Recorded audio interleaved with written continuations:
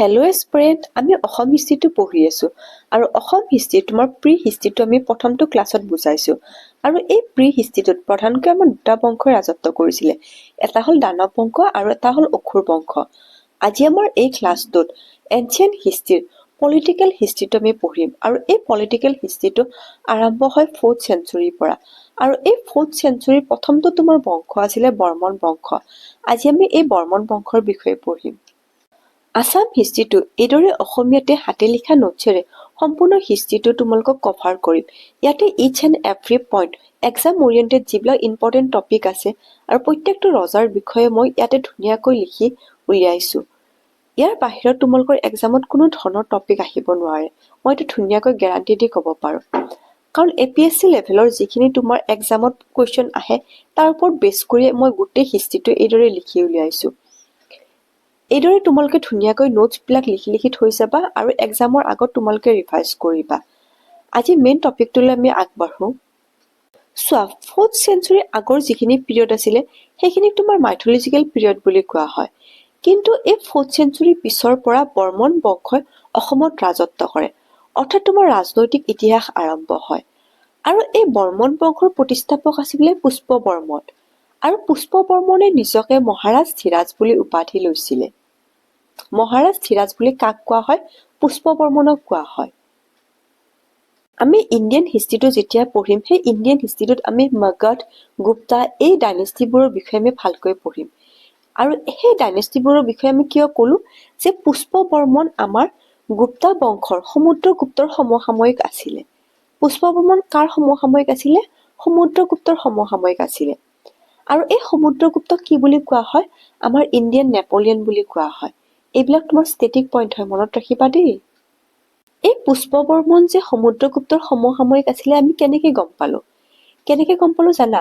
সমুদ্ৰগুপ্তৰ এলাহাবাদ পিলাৰটোত আমাৰ কামৰূপ আৰু দবকা এই দুখন ৰাজ্যৰ কথা তোমাৰ উল্লেখ কৰা আছে, যিটো তোমাৰ হৰিশ্বিনে লিখিছিলে। তাৰ পৰা আমি গম পাব পাৰো যে আমাৰ পুষ্প বৰ্মন আৰু সমুদ্ৰগুপ্ত একে সমসাময়িক আছিলে আৰু দুখন তোমাৰ এইফালে উত্তৰ পূৰ্বৰ ৰাজ্যৰ কথা সেই তোমাৰ পিলাৰত উল্লেখ কৰা আছে আৰু সেই দুখন ৰাজ্যৰ দুখনৰ নাম কি আছিলে? কামৰূপ আৰু দবকা। সেই সময়ত তোমাৰ কামৰূপত কি লেংগুৱেজ ইউজ হৈছিলে? সংস্কৃত আৰু কামৰূপী প্ৰাকৃত। এই দুটা কথা তোমালোকে মনত ৰাখিবা। সংস্কৃত আৰু কামৰূপী প্ৰাকৃত তোমাৰ এই দুটা লেংগুৱেজ ইউজ হৈছিলে। অকমান আগতে যে মই ক'লো বৰ্মন বংশৰ প্ৰতিষ্ঠাপক পুষ্প বৰ্মন আৰু এই পুষ্প বৰ্মন তোমাৰ সমুদ্ৰগুপ্তৰ সমসাময়িক আছিলে। এই পুষ্প বৰ্মনে সমুদ্ৰগুপ্তৰ পৰা ইমান ইন্সপায়াৰ হৈ গ'ল যে তেখেতে নিজৰ পুত্ৰৰ নামে তোমাৰ সমুদ্ৰ বৰ্মন থলে। অৰ্থাৎ তোমাৰ পুষ্প বৰ্মনৰ মৃত্যুৰ পিছত নেক্সট ৰজা কোন হয়? সমুদ্ৰ বৰ্মন।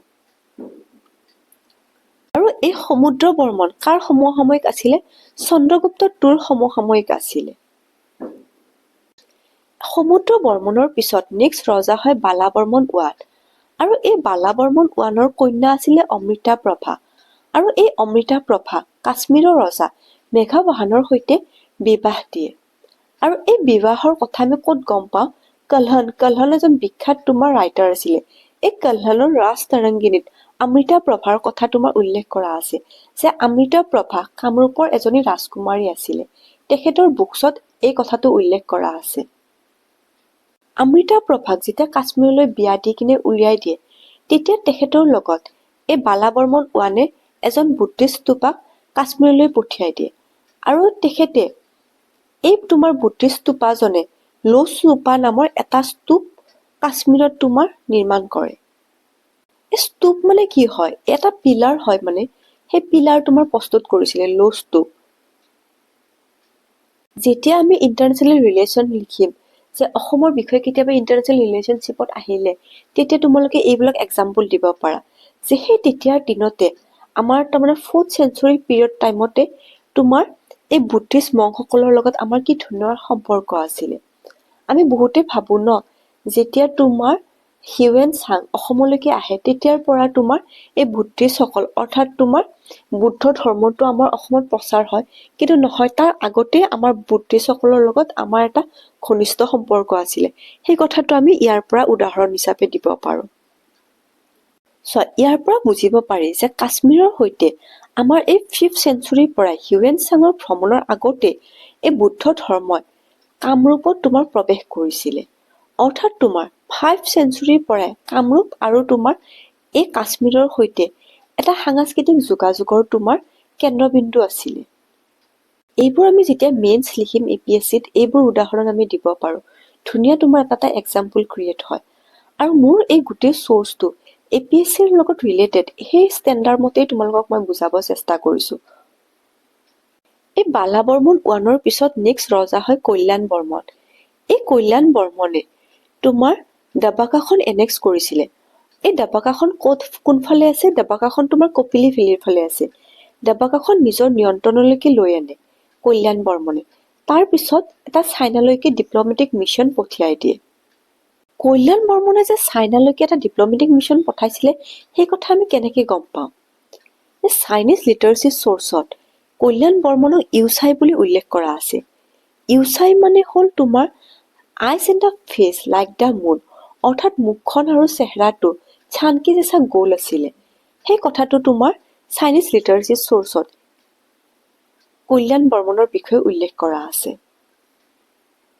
এই কল্যাণ বৰ্মনৰ পিছত নেক্সট ৰজা আছিলে মহেন্দ্ৰ বৰ্মন। মহেন্দ্ৰ বৰ্মন প্ৰথম অশ্বমেধ যজ্ঞ কৰা ৰজা আছিলে। তোমাৰ কামৰূপত প্ৰথম অশ্বমেধ যজ্ঞ কৰা ৰজা কোন আছিলে? সেইজন আছিলে তোমাৰ মহেন্দ্ৰ বৰ্মন। আৰু এই মহেন্দ্ৰ বৰ্মন আমাৰ গুপ্তা বংশৰ কুমাৰগুপ্ত আৰু স্কন্দগুপ্তৰ সমসাময়িক আছিলে। উমাচল ৰক ইনস্ক্ৰিপশ্যনত মহেন্দ্ৰ বৰ্মনক কি নামেৰে জনাজাত? সুৰেন্দ্ৰ বৰ্মন বুলি উল্লেখ কৰা আছে। উমাচল ৰক ইনস্ক্ৰিপশ্যনখন তোমাৰ কাৰ লগত ৰিলেটেড হয়? মহেন্দ্ৰ বৰ্মন। আৰু এই মহেন্দ্ৰ বৰ্মনক উমাচল ৰক ইনস্ক্ৰিপশ্যনত তেখেতৰ নামটো সুৰেন্দ্ৰ বৰ্মন বুলি উল্লেখ। এই অসম হিষ্ট্ৰীৰ লগতে মই ইণ্ডিয়ান হিষ্ট্ৰীটোৰ এটা প্লেলিষ্ট ক্ৰিয়েট কৰিছোঁ।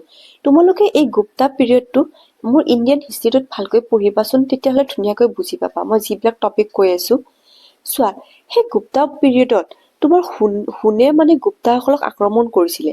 এই হুনসকলে যেতিয়া গুপ্তাক আক্ৰমণ কৰে, গুপ্তাসকল লাহে লাহে দুৰ্বল হ'বলৈ ধৰে। আৰু সেই সুযোগ লৈ মহেন্দ্ৰ বৰ্মনে নিজকে সাৰ্বভৌমত্ব ৰজা বুলি ঘোষণা কৰে। আৰু এই মহেন্দ্ৰ বৰ্মনে কি কৰে? এটা অশ্ব মানে চেক্ৰিফাইচ কৰে। আৰু তেতিয়া সেইকাৰণে তেওঁক মহেন্দ্ৰ বৰ্মনক তোমাৰ প্ৰথম অশ্বমেধ যজ্ঞ কৰা ৰজা বুলি কোৱা হয়। অশ্বমেধ মানে কি হয়? ঘোঁৰা এটা তোমাৰ এৰি দিয়ে, আৰু ঘোঁৰাটো তোমাৰ যিমান দূৰলৈকে গৈ থাকে সিমানখিনি ৰাজ্য তাৰমানে নিজৰ অধীন হৈ থাকে। সেই কামটো তোমাৰ কোনে কৰিছিলে? মহেন্দ্ৰ বৰ্মনে কৰিছিলে। এইবিলাক তোমাৰ পইণ্ট মনত ৰাখিবা দেই। প্ৰথম অশ্বমেধ যজ্ঞ কৰা ৰজা কোন আছিলে? মহেন্দ্ৰ বৰ্মন। মহেন্দ্ৰ বৰ্মনৰ পিছত নেক্সট ৰজা আছিলে ভূতি বৰ্মন। এই ভূতি বৰ্মনজনে কামৰূপৰ প্ৰথমজন ৰজা, যিয়ে তোমাৰ কৰ্তয়া নৈলৈকে নিজৰ সীমা সম্প্ৰসাৰণ কৰিছিলে। তাৰ আগলৈকে তোমাৰ এই কৰ্তয়া নদীলৈকে কিন্তু কোনো ৰজাই তোমাৰ সীমা তোমাৰ চুব পৰা নাছিলে। এই ভূতি বৰ্মনে আছিলে প্ৰথমজন ৰজা, যোনে তোমাৰ কৰ্তয়া নৈলৈকে সীমা সম্প্ৰসাৰণ কৰে। বৰাগঙ্গা এপ্ৰিকপখন তোমাৰ এই ভূতি বৰ্মনৰ লগত ৰিলেটেড হয়।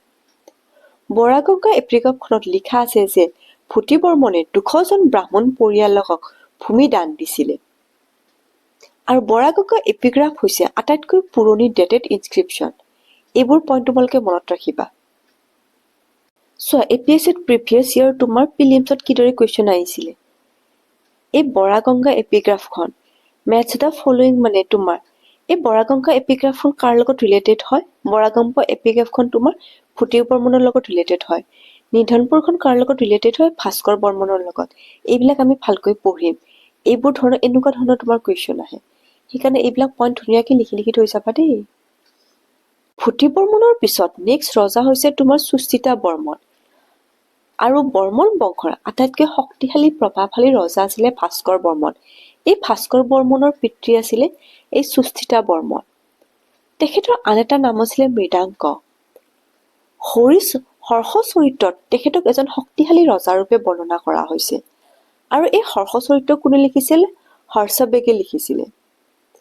তেওঁৰ দিনত মহাসেন গুপ্তাই মানে দেশখন আক্ৰমণ কৰে, আৰু এই আক্ৰমণত তেখেত পৰাস্ত হয়। এই সুস্থিতা বৰ্মনৰ দুজন পুত্ৰ আছিলে। এজন হৈছে ভাস্কৰ বৰ্মন আৰু এজন হৈছে তোমাৰ সুপ্ৰতিষ্ঠিতা বৰ্মন। আজি আমি ভাস্কৰ বৰ্মনৰ বিষয়ে পঢ়িম। বৰ্মন বংশৰ বিষয়ে আহি আমি আজি বৰ্মন বংশৰ শেষৰ ৰজাজনৰ বিষয়ে পঢ়িম। তেখেত হৈছে ভাস্কৰ বৰ্মন। আৰু এই ভাস্কৰ বৰ্মনক কুমাৰ বৰ্মন বুলিও কোৱা হয়। তেখেতে বিয়া বাৰু কৰোৱা নাছিল বাবে তেখেতক কুমাৰ বৰ্মন বুলি কোৱা হয়। আৰু বৰ্মন বংশৰ আটাইতকৈ তোমাৰ গ্ৰেটাৰ ৰুলাৰ হ'ল ভাস্কৰ বৰ্মন। আৰু ভাস্কৰ বৰ্মনৰ টাইম পিৰিয়ডটো কিমান আছিলে? 594 পৰা 650 AD। এই পিৰিয়ডটো তোমালোকে মনত ৰাখিবা দেই। ভাস্কৰ বৰ্মনে 594 চনত সিংহাসন আৰোহণ কৰে। তেওঁক কুমাৰ ৰজা বুলি কোৱা হয়। তেওঁ বৰ্মন বংশৰ আটাইতকৈ শ্ৰেষ্ঠ ৰজা আছিলে। ভাস্কৰ বৰ্মন উত্তৰ ভাৰতৰ যিখন তোমাৰ কনৌজ বুলি ৰাজ্য হৈছে, সেই ৰাজ্যখন আছিলে তোমাৰ হৰ্ষবৰ্ধনৰ। এই হৰ্ষবৰ্ধনৰ সমসাময়িক আছিলে ভাস্কৰ বৰ্মন। ভাস্কৰ বৰ্মনে হৰ্ষবেগ নামৰ এজন কটকীজনক হৰ্ষবৰ্ধনৰ সভালৈকে পঠিয়াই দিয়ে। আৰু ভাস্কৰ বৰ্মনে হৰ্ষবৰ্ধনক এখন তোমাৰ চিত্ৰ উপহাৰ দিয়ে।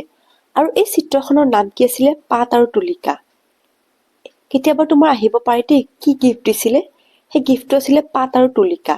পাত আৰু তুলিকা মানে এখন চিত্ৰ, যিখন তোমাৰ ভাস্কৰ বৰ্মনে হৰ্ষবৰ্ধনক গিফ্ট দিছিলে। এই ভাস্কৰ বৰ্মনে যে তোমাৰ হৰ্ষবৰ্ধনৰ লগত ইমান যে দোস্তি কৰিছিলে, অৰ্থাৎ তোমাৰ ফ্ৰেণ্ডশ্বিপ কৰিছিলে, ইয়াৰ এটা কাৰণ আছে। সেই কাহিনীটো তোমালোকক মই তোমাৰ পিছত ব্যাখ্যা কৰিম। এই ভাস্কৰ বৰ্মন ৰজা হৈ থকাৰ সময়ত চাইনিজ ট্ৰেভেলাৰ তোমাৰ হিউৱেন চাং ভাৰতলৈ আহে। আৰু ভাৰতত তোমাৰ এই বুদ্ধ ধৰ্মৰ কথাৰ বিষয়ে তেখেতে অধ্যয়ন কৰি থাকে। আৰু ক'ত অধ্যয়ন কৰিছিলে? তোমাৰ নালন্দা বিশ্ববিদ্যালয়ত। সেই কথা তোমাৰ ভাস্কৰ বৰ্মনে গম পায়। আৰু ভাস্কৰ বৰ্মনে সেই কথা গম পাই কিনে নালন্দা বিশ্ববিদ্যালয়ৰ অধ্যাপক শিলাভদ্ৰক আদেশ দিয়ে যে হিউৱেন চাঙক অসমলৈকে পঠিয়াই দিয়ক। আৰু অসমত তেখেতে পৰিভ্ৰমণ কৰি অসমৰ বিষয়ে ধুনীয়া ধুনীয়া তোমাৰ টোকা লিখি থৈ যাওক।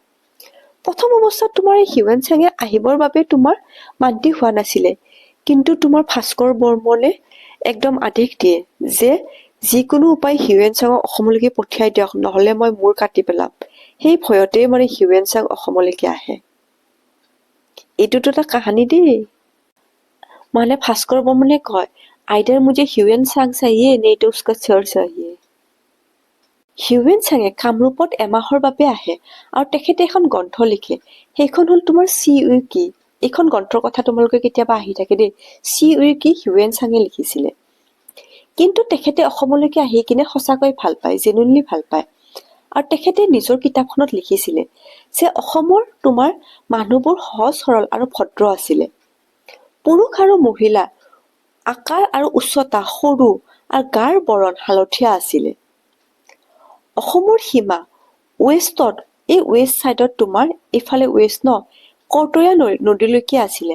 আৰু এইফালে ইষ্ট চাইডত তোমাৰ শদিয়ালৈকে আছিলে। চাৰি সীমাটো তেখেতে লিখিছিলে। আৰু অসমৰ চাৰ্কামফেৰেঞ্চ অৰ্থাৎ তোমাৰ পৰিসীমা আছিলে 1700 মাইল। অসমৰ জলবায়ু আছিল মধ্যমীয়া। ক'লোৱে অসমৰ মানুহবোৰৰ আচাৰ ব্যৱহাৰ সহজ আৰু সৰল আছিলে। কামৰূপৰ মানুহে কঁঠাল আৰু তামোলৰ খেতি কৰে। হিউৱেন চাঙে তেখেতৰ বিৱৰণীত কুমাৰ ভাস্কৰ বৰ্মন এজন তোমাৰ সৎ পুৰুষ বুলি তোমাৰ উল্লেখ কৰে।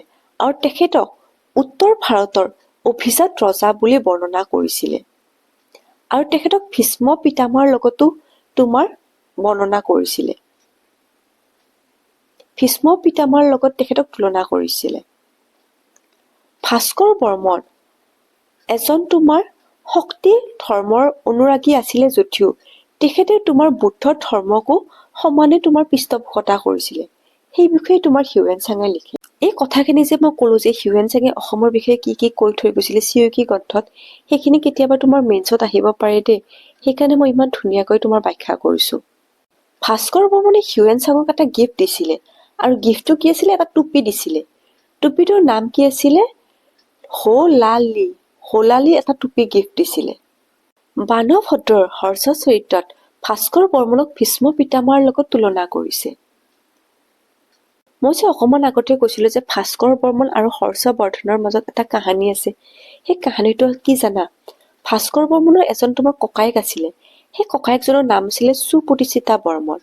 এই সুপ্ৰতিষ্ঠিতা বৰ্মনক তোমাৰ এই গড়ৰ ৰজা, গড় ক'ৰ আছিলে? তোমাৰ পশ্চিম বংগৰ আছিলে। এই গৌড়ৰ ৰজা তোমাৰ সুচাংকই এই সুপ্ৰতিষ্ঠিতা বৰ্মনক তোমাৰ হত্যা কৰে আৰু এই হত্যাৰ তোমাৰ বদলা ল'বৰ কাৰণে ভাস্কৰ বৰ্মন আৰু তোমাৰ এই হৰ্ষবৰ্ধনে একলগ হৈ কিনে তোমাৰ সুচাংকৰ বিৰুদ্ধে তোমাৰ এটা ষড়যন্ত্ৰ কৰে। কাৰণ তোমাৰ এই হৰ্ষবৰ্ধনৰো তোমাৰ এটা তোমাৰ ভনীয়েক আছিলে আৰু সেই ভনীয়েকটোৰ তোমাৰ ভনী জোৱাইকজনক এই সুচাংকই তোমাৰ হত্যা কৰে। তাৰে বদলা ল'বৰ কাৰণে এই ভাস্কৰ বৰ্মন আৰু এই হৰ্ষবৰ্ধনে একলগ হৈ কিনে তোমাৰ সুচাংকৰ বিৰুদ্ধে যুদ্ধ কৰিছিলে। সেইকাৰণে তোমাৰ ভাস্কৰ বৰ্মনৰ লগত তোমাৰ সমসাময়িক কোন কোন ৰজা আছে? এই হৰ্ষবৰ্ধন, কনৌজৰ হৰ্ষবৰ্ধন, এই কনৌজৰ হৰ্ষবৰ্ধনৰ লগত ভাস্কৰ বৰ্মনে তোমাৰ মিত্ৰ যুঁজ মানে সহযোগিতা কৰিছিলে। সহযোগিতা কৰি এই সুচাংকৰ বিৰুদ্ধে তোমাৰ ষড়যন্ত্ৰ কৰি তেখেতক মানে পৰাস্ত কৰে। এই সুচাংক ক'ৰ ৰজা আছিলে? গৌড়ৰ ৰজা আছিলে আৰু গৌড় ক'ৰ আছিলে? তোমাৰ পশ্চিম বংগৰ। এতিয়া বৰ্মন বিষয়ে এটা মই তোমালোকক থুলমূল চামাৰি এটা দি আছো, কাৰণ ইয়াতে বহুত কেইজন ৰজা আছে তো তোমালোকে পাহৰি যাব পাৰা। এই বৰ্মন বংশৰ প্ৰথমজন ৰজা আছিলে পুষ্প বৰ্মন। পুষ্প বৰ্মনক মহাৰাজ ধীৰাজ বুলি কোৱা হয় আৰু এই পুষ্প বৰ্মনৰ সমসাময়িক কোন আছিলে? সমুদ্ৰগুপ্ত। আৰু এই সমুদ্ৰগুপ্ত তোমাৰ নেপোলিয়ন অফ দ্য ইণ্ডিয়া বুলি কোৱা হয়। আৰু এই তোমাৰ ভাস্কৰ বৰ্মন, এই বৰ্মন বংশৰ সময়ত তোমাৰ লেংগুৱেজ কি ইউজ হৈছিলে? সংস্কৃত আৰু তোমাৰ কামৰূপী প্ৰাকৃত। নেক্সট কি ৰজা আছিলে? নেক্সট আছিলে তোমাৰ সমুদ্ৰ বৰ্মন। সমুদ্ৰ বৰ্মন আছিলে পুষ্প বৰ্মনৰ তোমাৰ পুতেক।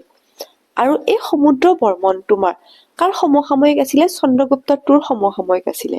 ছেকেণ্ড আছিলে তোমাৰ বালা বৰ্মন 1 আৰু এই বালা বৰ্মন 1ৰ তোমাৰ ডটাৰজনৰ নাম কি আছিলে? অমৃতা প্ৰভা। আৰু অমৃতা প্ৰভাক কালৈকে বিয়া দিছিলে? কাশ্মীৰৰ ৰজা মেঘাবাহনৰ সৈতে বিবাহপাশত আবদ্ধ হয়। তাৰ পিছত তোমাৰ মহেন্দ্ৰ বৰ্মন, আৰু এই মহেন্দ্ৰ বৰ্মনক তোমাৰ উমাচল ৰক ইনস্ক্ৰিপশ্যনত কি বুলি উল্লেখ কৰা আছে? সুৰেন্দ্ৰ বৰ্মন বুলি উল্লেখ কৰা আছে।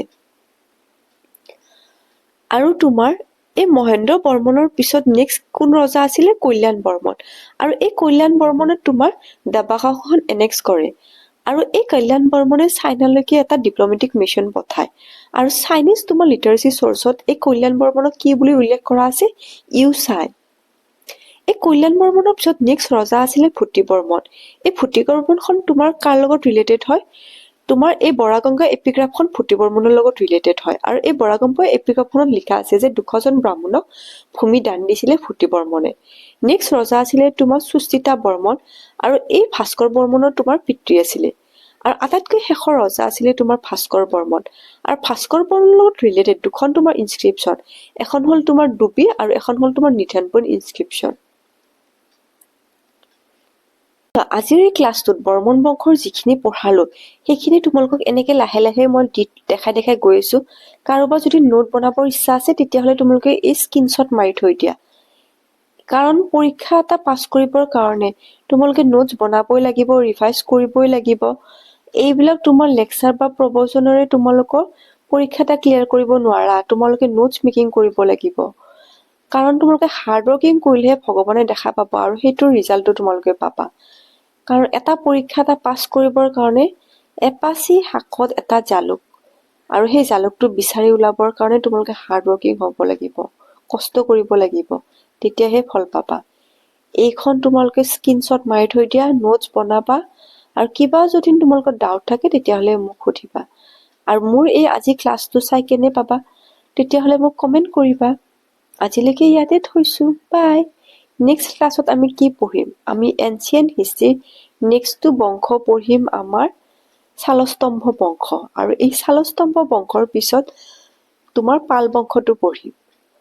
এই এনচিয়েণ্ট হিষ্ট্ৰীটো আমি কভাৰ কৰাৰ পিছত ইয়াৰে আমি MCQ সমূহ পঢ়িম।